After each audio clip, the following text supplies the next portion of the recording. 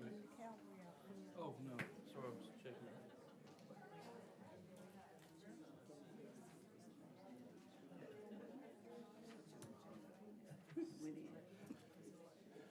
Okay, Ms. Barnes?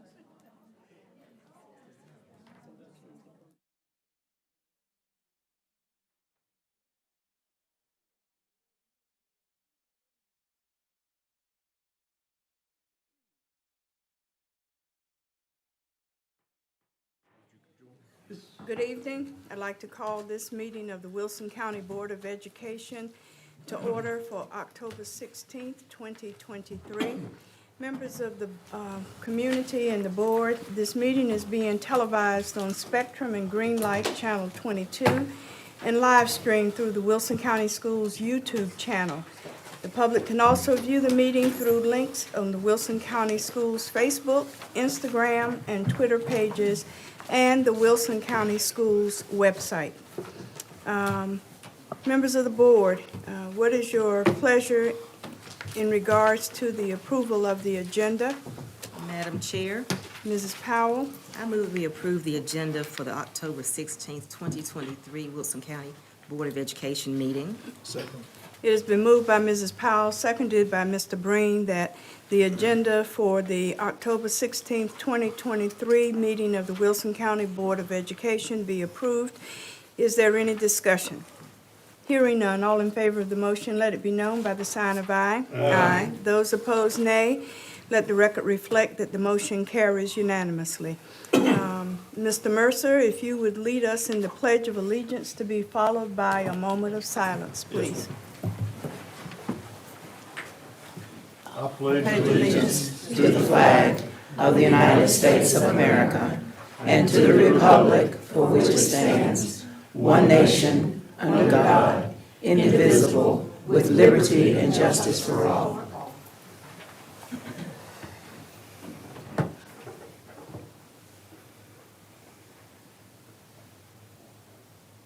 Thank you. Thank you. Members of the board, you had in your packets the minutes of the September 18th, 2023 regular board meeting. What is your pleasure? Madam Chair, Mrs. Barnes? I move that we approve the Wilson County Board of Education minutes of September 18, 2023. Second. It has been moved by Mrs. Barnes, seconded by both Mrs. Boyette and Mr. Boykin, that the minutes of the September 18th, 2023 regular board meeting minutes be approved. Is there any discussion? Hearing none, all in favor of the motion, let it be known by the sign of aye. Aye. Those opposed, nay. Let the record reflect that the motion carries unanimously. Mr. Mercer, if you would assist the superintendent in the good news presentations.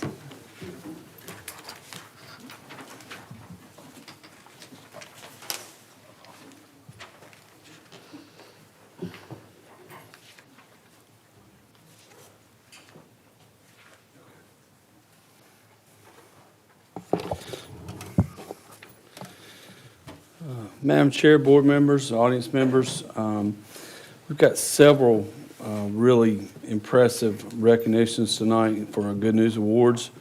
And I would like to begin by having some staff members from Lucama Elementary School come forward and I'll tell you what they're being recognized for. Would the following staff members please come forward? April Shackelford, Sonia Grice. It's really okay to smile. Jana Winders, Macy Williams, Laura Pittman, Ryan Kirby, Beverly Dawson, and Ashley Sullivan.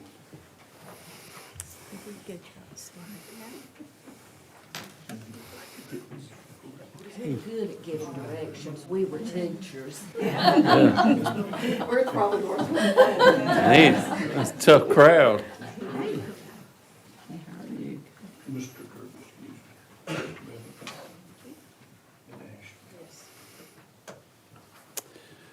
I wanted them to be up front and be recognized as we're sharing this because this is a really big deal. These folks are representing Lucama Elementary School as the 2023 National Blue Ribbon School.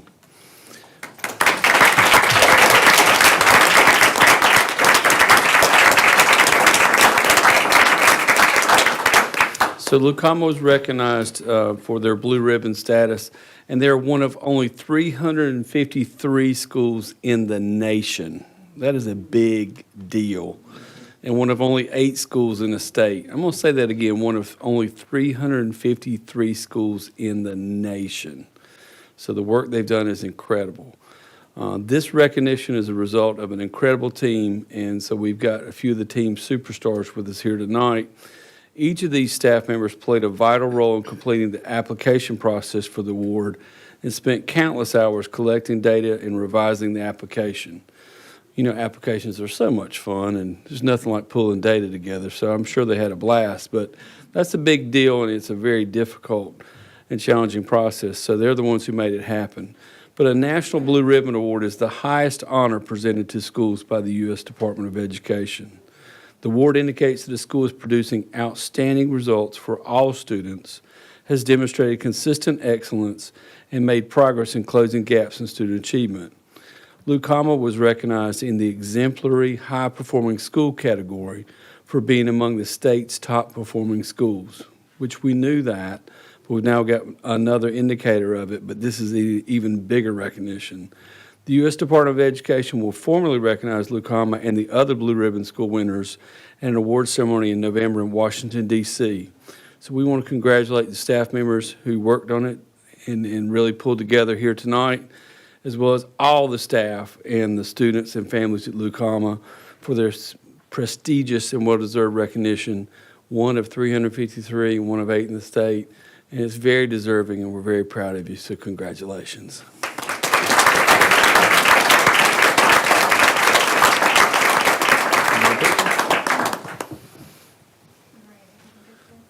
Make sure you have your certificates right side up. Let me get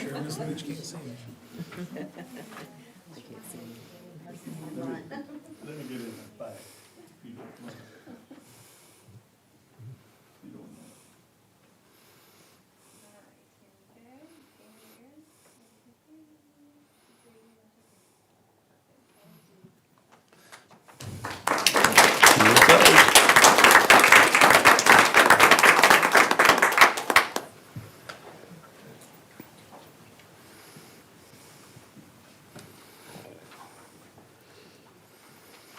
Did I mention they were one of only 353 in the nation?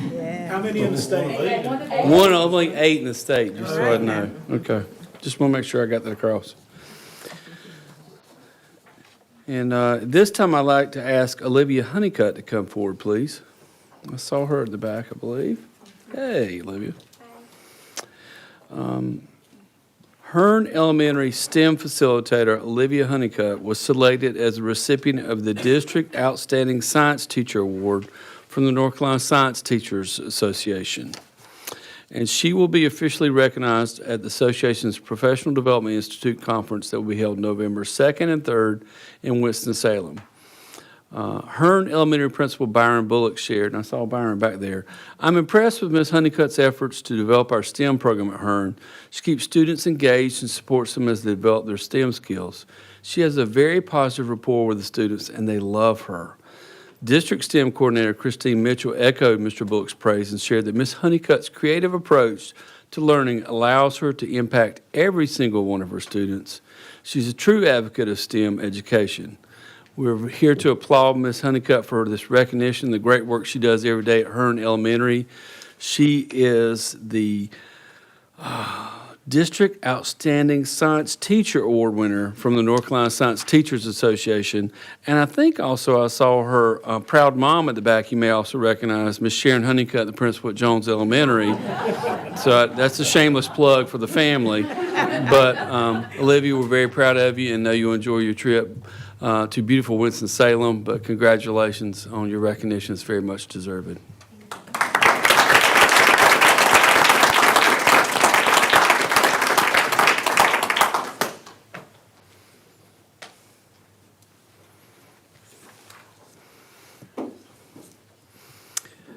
And one more recognition for tonight, our beginning teacher of the year. I did see her at the back. Miss Holly Johnston is here. If she would come forward. I know how much she loves to be recognized in front of a crowd.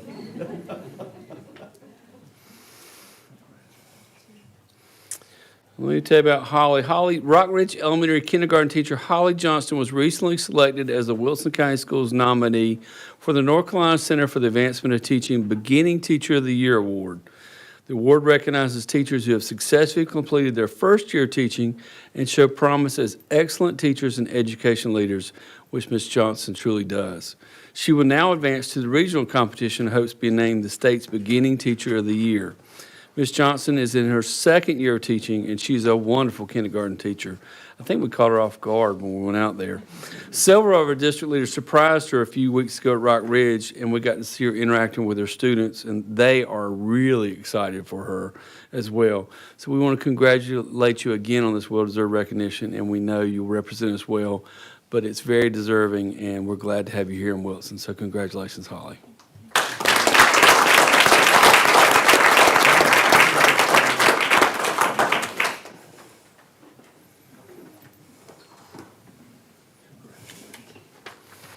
And that concludes our recognitions for tonight.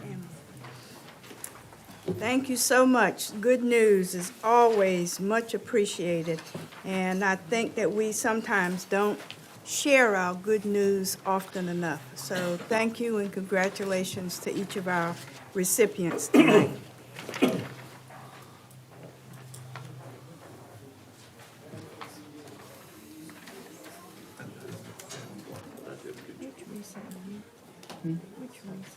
Central Carolina.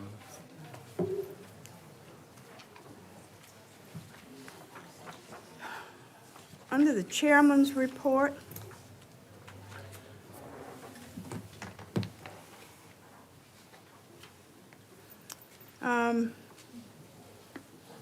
shameless plug, a reminder that in 3 days, WEP Wilson Education Partnership is holding its bowling fundraiser at Westview Lanes at 6 p.m. Registration is still available until the day of the event at 5:30.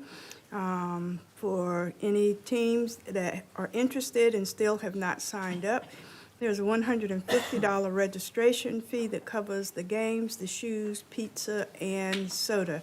And the fundraiser will benefit not only our students, but our schools as well. So for those who have not registered yet for the WEP Bowling Fundraiser. I'd like to extend a hearty congratulations to Mrs. Powell, who has been appointed to the North Carolina Teaching Fellows Commission. She has had the opportunity to attend her first meeting. As many of you know, previously, the state had the Teaching Fellows program. It was put on hiatus, but it has been brought back, and Mrs. Powell has been nominated and appointed to that board for the next 3 years? 1 year for the next year. But we thank you, and we know that you will be a contributor to that august body. I'd also like to congratulate Dr. Mills for being elected as president of the Central Carolina RESA. So he is in leadership with other superintendents throughout this area and has a platform to share information and feedback with his cohorts about what's successful, what's not, and in their leadership position. So we applaud you, Dr. Mills, for that outstanding leadership appointment as well. And that concludes the chairman's report, so I will now turn it over to the superintendent for his report. Thank you, Madam Chair, board members, audience members. A few items this month. October is National Principals Month, and we've tried to do some things to celebrate that group of folks.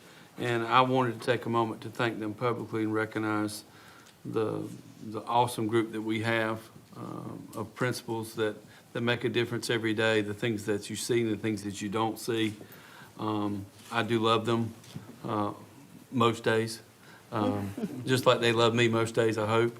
But their commitment to students and their caring and the work they do is important, and it's plays a large role in the results and the reason why I think Wilson's a great place to be, and the impact we've seen happening for our schools. So I'm very proud of them, and I'm glad to consider them friends and coworkers, and they don't get a lot of recognition. So if you get a chance, be extra kind to them this month, or throw them a break when you can, because this is their month. But we've tried to do a little bit extra for them as we can. But I personally wanted to thank them for all they do, and I'm appreciative of them. So October is a month with a lot of special recognitions as well, which include Hispanic Heritage Month, National Custodian Day, Red Ribbon Week, and National School Lunch Week. We're excited to celebrate all those recognitions in our schools. During National School Lunch Week, you may have seen some district leaders and board members serving lunch in our cafeterias. Some of our folks here at this table, I think, did that.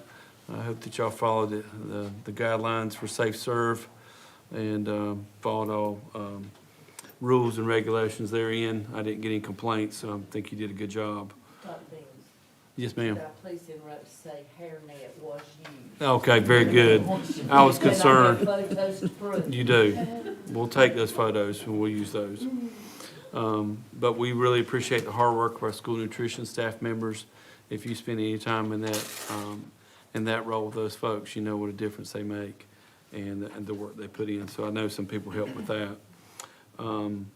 We recently kicked off our PGA Tour First Tee School program in our middle schools, and students are enjoying the process of learning to play golf. The district received a $50,000 grant from the Healthcare Foundation of Wilson to implement the program, and aside from providing students with an opportunity to learn to play golf, the program also strengthens their character, confidence, and sportsmanship. That's a program that you'll start seeing more and more in school systems around. Haven't had some experience with that in the past. We also received funds from the ABC Board of Wilson as we continue the second step curriculum for K-8 students. Curriculum teaches students how to cope with developmental issues and make good choices for their success. We appreciate the support of the ABC Board and their generous donation of nearly $5,000. So thank you to them. And I too wanted to do a shameless plug for the Wilson Education Partnership and the bowling fundraiser this Thursday, the 19th at Westview Lanes. There's still time to join and be a part of that event. Obviously, you don't have to be a good bowler, and no hairnets are required, so you should be okay and in good stead. So please come out and support WP and be a part of that. And Madam Chair, that's all I have. Thank you so much. See ya. We're now down to our committee reports. Oh, no, I'm sorry, I skipped, sorry. My apologies. Public input. This is the opportunity for persons to address the board with issues and concerns. Each person is granted 3 minutes for his or her presentation. This portion of the meeting is for the board to hear matters of interest from the public. However, obscene or vulgar statements, personal attacks, and statements reasonably perceived to be disruptive or imminently threatening to the orderly operation of the meeting shall not be permitted. We have 2 persons who have signed up to address the board this evening. The first is Sheila Milne regarding LGBTQ+ community.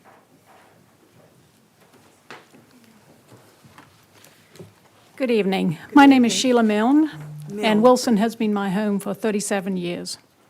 Thank you for all your hard work. We know you do much more than just sit in here 1 hour a month, and we greatly appreciate everything you do for our public schools and our local children, each and every one of you. I'm a member of the LGBTQ community. Specifically, I belong to the L of this community. As we are all aware, lawmakers in many states are attacking the LGBTQ community and targeting schools particularly. These attacks are under the guise of protecting family, patriotism, and liberty. They do anything but protect family, patriotism, and liberty. Just because their thoughts and beliefs don't align with someone else, they're trying to impose their will on others like me.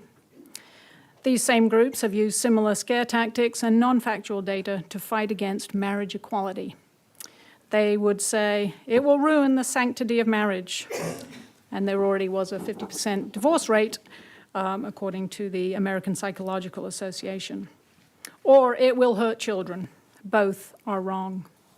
Many of these states are trying to appease these bullies by enacting Don't Say Gay bills. So I'd just like to say, gay, gay, gay. No lightning, no thunder, no earthquakes. There are many LGBTQ kids and families in the public school system. This sends a message to the kids, these anti-gay bills, that they and their families are less and not worthy. These people are trying to hurt kids who are different and have no idea the harm they are doing to them by supporting laws to further marginalize these kids. The suicide rate for gay and trans youth are higher than any other group. First, do no harm. First, do no harm. If a child needs a safe person or a safe space, they should be given so without the threat of a trusted adult reporting them. Again, first, do no harm. Further, as a member of the gay community, I declare that I'm a taxpayer, I'm a parent, I'm a wife, I work, I have friends, I go to restaurants, I watch soccer, I am law-abiding, I am a productive member of this community. I ask you this, when making decisions in your important work, please keep in mind who you're working for and do whatever you can to combat radical and hateful legislation. Thank you for all your hard work. Thank you, Ms. Milne. My apologies for mispronouncing your name initially. No problem. Second to address us is Taj Martin from the Wilson Education Partnerships Communicating with Confidence program. Good evening. Thank you for having me. Good evening. I just want to talk about my involvement with the Communicating with Confidence program. In fall 2021, after not working in the Wilson area for almost 10 years, I want to get reacquainted with the energy of the city. Not really knowing why, I had a drive to get involved with the community that I was born and raised in. Lo and behold, little did I know that an impromptu visit to the Chamber of Commerce would directly impact my life. The visit introduced me to the dynamic and lively ball of energy that is Robin Williams. And if any of you know Robin Williams, you know she is a firecracker. As someone who works in the HR space, Wilson Education Partnerships Communicate with Confidence is integral to the growth of our city and our county. Students get to see what opportunities are available in our quickly growing city, and leaders from a variety of businesses get to share information about what we do on a daily basis. It's also a great way to keep homegrown talent here, but the students can share their experience in the program to other students like themselves. Due to this initiative, I've been able to mentor a few young men and women during and outside of school hours. I've also been lucky enough to be able to hire one of them. Not only is this a great way for me to give back to my community, since someone important to me when I was younger, but we're also helping shape Wilson's growing future. None of this will be possible without the Communicate with Confidence program and Robin's infectious passion for making our present and our futures better. Thank you very much. Members of the board, as is the custom, you get to say who responds to those who address the board. You may direct the chairman to respond to the concern on behalf of the board, direct the administration to respond to the concern. Refer the matter to a board committee, refer the matter to the administration, or place the matter of concern on the agenda for a future meeting. What is your pleasure? Madam Chair, Mrs. Powell? I would like to direct the administration to respond to concerns. I agree. I'm in agreement. All right. Dr. Mills, we're going to task you to handle the responses, please. Sure. All right. Absolutely. Next on the agenda, we are now at the committee reports. And the first report is coming from Henry Mercer from the Administrative Services Committee. Mr. Mercer? Thank you, Madam Chair. This afternoon, the Administrative Services Committee met with, I think, 6 of the board members and administrative team members. We had one information item, and it was a salary study update that Dr. Williams presented. And Dr. Williams, would you share the basic substance of that, please? Yes, sir. The update for the salary study was in regards to the Hill Group, in which we engaged in September of 2022, and they began work in October of 2022. And the purpose of that work was to study our classified pay scales predominantly. The Hill Group produced a report, and from that report, we began to study comparison information from surrounding districts, as well as the salary schedules or the step schedules for our classified personnel.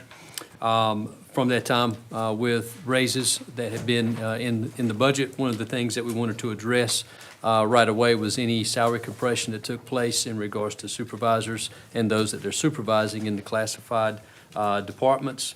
As a result, we have a group that meets weekly where we are developing, studying, and looking at our classified pay scales. Another component to this is the salary scales for North Carolina. By July 1 of 2024, the ones that are utilized for the state of North Carolina will be utilized by school systems as well. So we're getting in line with those as well in regards to pay grades and salary ranges for those positions. The group that we are currently trying to complete now would be those supervisors that we spoke of earlier, which are school nutrition managers, head custodians, maintenance supervisors, and also our transportation mechanics. And our target completion date for having those prepared is November. We also have our before school program site directors. Ms. Deans has been working with Ms. Collins to get those updated as well. And again, these scales will utilize a pay grade for North Carolina pay grades and also the salary ranges for those positions. Any questions or comments regarding the report on the salaries? Hearing none, we will go to the action items. Now, for the sake of clarity, these three items A, B, and C, are connected.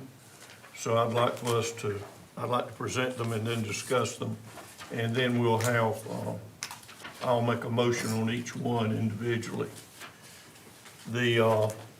It's around providing funding for the HVAC system at Bedingfield High School, of which I think the chiller has already been completed. But to complete that system, which was I think at a contract of $7,316,605.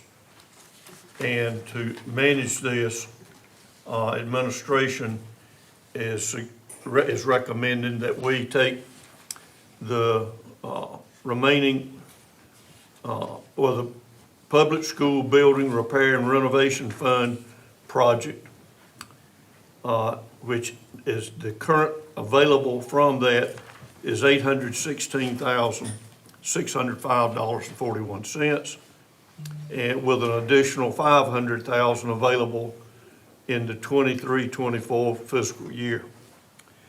That gives a total from that fund of $1,316,605. Now, if we take that money and then combine it with the a current expense fund, which would need to be recommended to the county commissioners and approved, of $1,300,000. And with that, the remaining ESSER funds of $4,700,000. That will give us a total of $7,300,000 plus dollars that would manage to pay for that. Also, we need to approve, as recommended, a contract with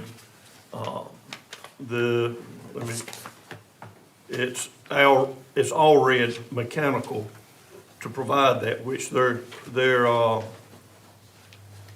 contract amount is $7,300,000 $100,000 plus a few dollars. That's the general scheme of it, and that will complete the project at Bedingfield, which we've been looking forward to completing.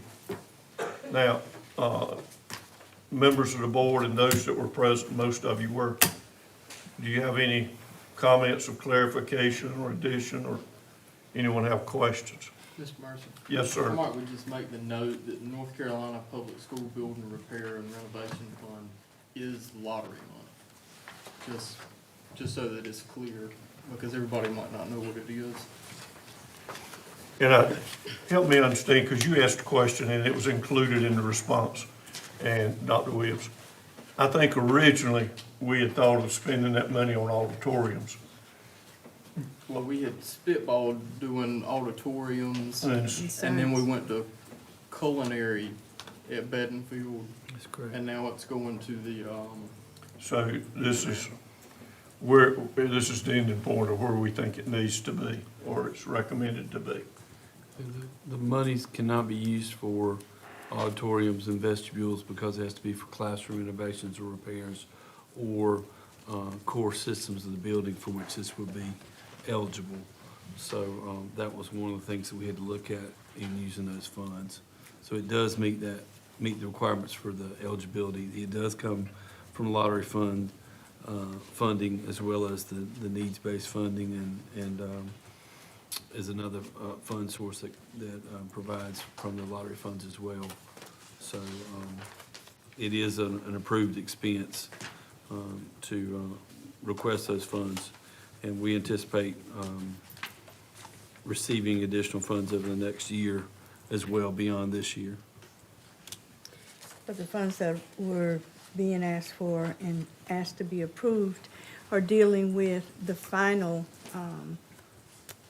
needs for the HVA system at Bedingfield, the switches, the ductwork, and all of the other, because we had an emergency chiller system put in last year when it failed at Bedingfield, and this would complete the work of having that totally ready and online. Any other comments or questions? Well, having that in mind, on behalf of Administrative Services Committee, I move that we approve the North Carolina Public School Building Repair and Renovation Fund money of currently and next year's $500,000, totaling $1,316,605 to be approved or as to be spent towards the completion of the Bedingfield project. second. It has been moved by Mr. Mercer, seconded by Mr. Boykin, that the board approved the North Carolina Public School Building Repair and Renovation Fund as requested by the administration in the amount of $816,605.41 with an additional $500,000 available for the 2023-2024 fiscal year. Is there any discussion? Hearing none, all in favor of the motion, let it be known by the sign of aye. Aye. Those opposed, nay. Let the record reflect that the motion carries unanimously and that the vote is now 6-0 as Board Member Breen has already been excused from the meeting. So our number changes from 7 to 6. Mr. Mercer? Yes, ma'am. The next motion is that on behalf of Administrative Services Committee, I move that we request or that we direct the administration to request from the county commissioners a transfer of $1,300,000 from the current expense fund and to go towards this project. Second. It has been moved by Mr. Mercer, seconded by Mrs. Powell, that the administration requests from the county commissioners permission for the Board of Education to transfer $1,300,000 from the current expense fund balance to go toward the renovation of the Bedingfield High School HVAC project. Is there any discussion? Hearing none, all in favor of the motion, let it be known by the sign of aye. Aye. Those opposed, nay. Let the record reflect that the motion carries unanimously. Mr. Mercer? Yes, ma'am. Now, do we need, administration or whoever, help me, do we need a motion regarding the use of the ESSER funds that are remaining after the expense of the children? That's available already, isn't it? Yes, sir, that's correct. Okay. Well, now pointing out that with the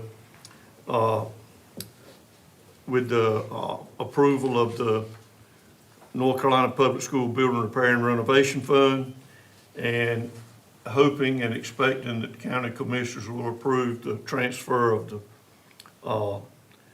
current expense fund money, and with the ESSER money, we would have the proper funds for this project. Now, on behalf of Administrative Services Committee, I move that we approve a contract with All Red Mechanicals to provide the HVAC renovation at Bedingfield High School at $7,301,200. It's been moved by Mr. Mercer, seconded by Mrs. Barnes, that we approve the contract for All Red Mechanical in the amount of $7,301,200 to provide the HVAC renovation at Bedingfield High School. Is there any further discussion? Hearing none, all in favor of the motion, let it be known by the sign of aye. Aye. Those opposed, nay. Let the record reflect that the motion carries unanimously. That concludes my report, Madam Chair. Thank you, Mr. Mercer. The next committee report is the Instructional Services Committee. The Instructional Services met this afternoon, and on our agenda, we have a couple of informational items and then several action items. There is a contract requiring board notification that was discussed. We have used the 95% group in doing services for our staff. The amount requested is $75,000 for coaching and follow-up support for schools on site, which includes the expenses and access to digital training materials. The 95% group would be on site at the 5 middle schools, providing 3 visits per school during the year, and this would provide coaching and professional development. We are already using the 95% group at our elementary schools, correct? And so we are expanding this service to our middle schools. And you're aware that there is a $90,000 threshold that requires approval, and since this amount is below $90,000 and the amount is $75,000, this is an informational item. Are there any questions, discussions, or comments to be made? Mrs. Barnes? I want you to note that this does include Daniels Learning Center as well as the middle schools. Okay. Any other comments or discussion points? Hearing none, the next informational item was a revision of the administrative regulation 3210, parental inspection of an objection to educational resources. In just a few minutes, we will be looking at for action the revision of policy 3210, and in preparation for that, for information, the administration is providing the administrative regulation that will be utilized in making sure that the policy is dealt with equally. So are there any questions or comments in regards to this administrative regulation? This is an informational item.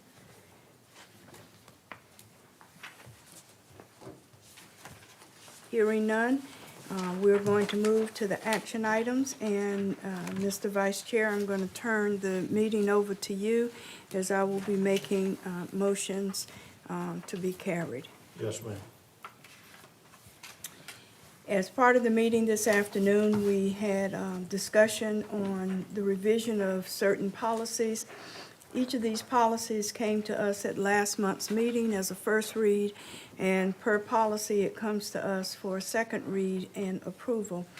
Those policies were Policy 1310 / 4002, parental involvement, Policy 3210, parental inspection of and objection to educational resources, Policy 3540, comprehensive health education program, revised Policy 4335, criminal behavior, 4720, surveys of students, and Policy 7300, staff ethics and responsibilities.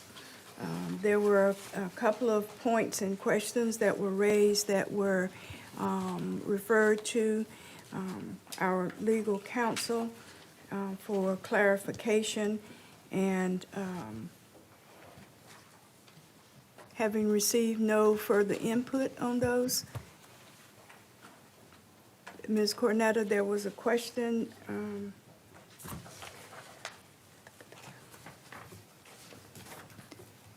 I believe the question was on 3210R, the regulation.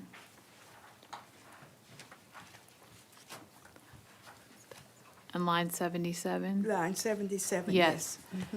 This is actually a direct lift from the statute, so there's no words that are missing, although it may need to be clarified if you all see fit. Okay. And the clarification asked for was whether or not it was more than 3 days as written or no more than 3 days. So it's literally written. It's literally written the way it appears here in the statute, but Okay. we can clarify if that's what the board's preference is. Well, actually, this is a regulation, so we would ask Dr. Mills and the administration if they need clarification to make it clear. Okay.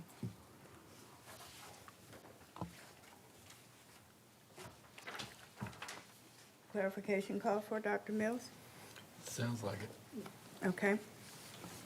But that is in the regulation, Regulation, but not a policy. but not the policy itself. Okay, Yes, ma'am. all right.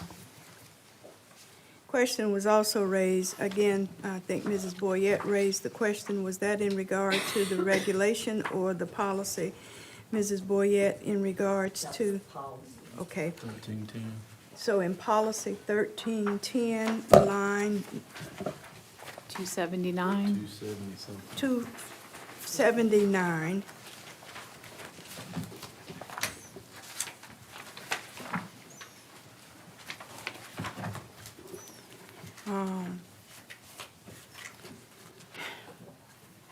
where parents, parental permission on opting in is required, and because we use free and reduced lunch application forms, is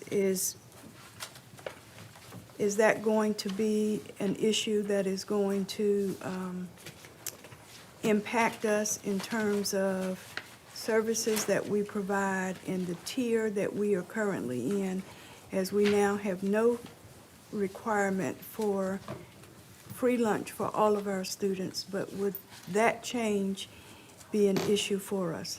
So the proposed change will not impact our qualifications for grant money. This is actually speaking to a parental disclosure of an individual and not the aggregate numbers of students. So no is the answer. Okay, thank you. Were there other points or questions that were raised in committee? There was some other one about the names. Okay. That was all. Was that in the regulation or was that in the policy? Notification of name change or pronoun utilization. That was in the policy, that was my question too, on 3023. It was 300 I was something. satisfied with the explanation that I was given, that it's just, even though this is not a change in what we were doing before, it's just spelling it out to make it very clear As name changes and all would have to be a legal action through the court if a name Right, was if it was changed. in a record. Yes. Okay, That was it. okay, And that's a reiteration of the statute as well, so. okay. So members of the board, if you are in agreement, if you want to take action on those 6 policies in mass, or if you want to do them individually, that is your pleasure. I like to see them done in mass as we did in committee meetings. Okay? Is that agreeable with the remainder of the board? Yes, ma'am. All right. Then, Mr. Mercer, on behalf of the Instructional Services Committee, I move that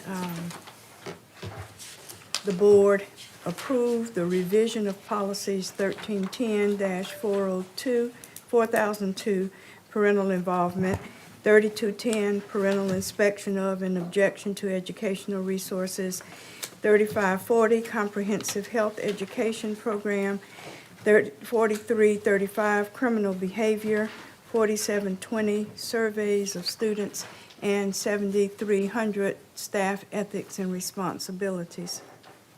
It's a second reading. Yes, sir. I move that those be approved Yes. as second read. Second. It's been moved and properly seconded that the full board approve the revised policies as a second reading. 1310/4002, parental involvement. Policy 3210, parental inspection of and objection to educational resources. Policy 3540, comprehensive health education program. Policy 4335, criminal behavior. Policy 4720, surveys of students. And policy 7300, staff ethics and responsibilities, as recommended by administration. Any further discussion or questions? Hearing none, all in favor, aye. Aye. Opposed, like sign. It passes unanimously 6-0. Madam Chair, back to you. Thank you.